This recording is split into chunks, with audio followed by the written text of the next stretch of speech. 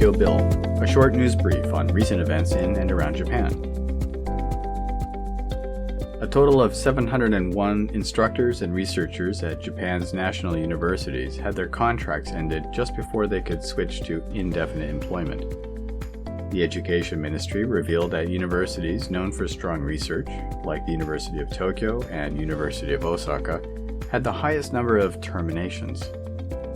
The survey showed that while some gained the right to indefinite employment, very few actually took it due to changes in conditions that were unfavorable. This apparent lack of suitable funding or favorable working conditions would seem to be in conflict with Japan's desire to attract foreign talent. Honda successfully completed a takeoff and landing experiment with a small rocket on Tuesday in the Hokkaido town of Taiki, marking a first for a Japanese private company.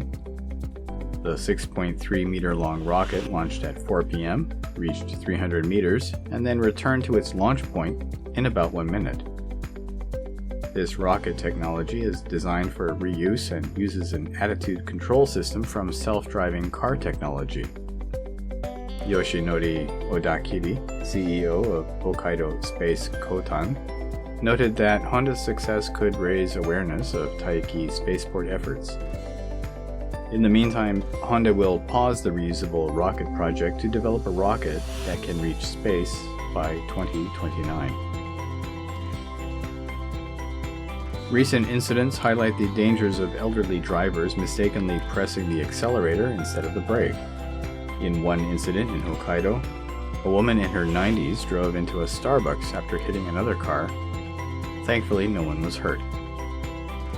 Japan's aging population, with nearly 1 in 10 drivers over 75, is prompting stricter license renewals and cognitive tests for seniors.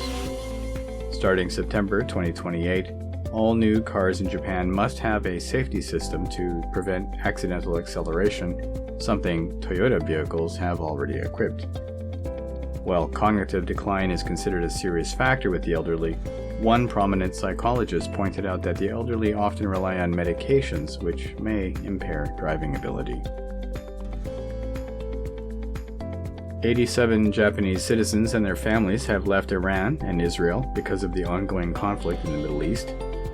They arrived in Baku, Azerbaijan, and Amman, Jordan, by bus since local airports remain closed. The Japanese government is planning more evacuations and promises to protect its citizens quickly in this tense situation. About 220 Japanese are still in Iran, and roughly 1,000 remain in Israel. Japan may send 2 planes to Djibouti to assist with more evacuations once airports reopen. The conflict involves military strikes between Israel and Iran. U.S. President Trump is putting extra pressure on Iran over its nuclear program and says he will decide whether to intervene within 2 weeks. Taichi Kokubun, keyboardist for the Japanese pop group Tokyo, has been removed from the TV show The Tetsuwan Dash due to undisclosed misconduct that broke compliance rules. The decision was made after a probe led by lawyers, and Kokubun has accepted it. He announced his indefinite suspension from activities and apologized for his conduct, referring to his arrogance and inappropriate behavior. Nippon Television's president stated that this is not a criminal issue and did not provide further details, stating privacy reasons. The program will continue airing despite this incident, which comes amid increased scrutiny of Japan's entertainment industry due to recent scandals.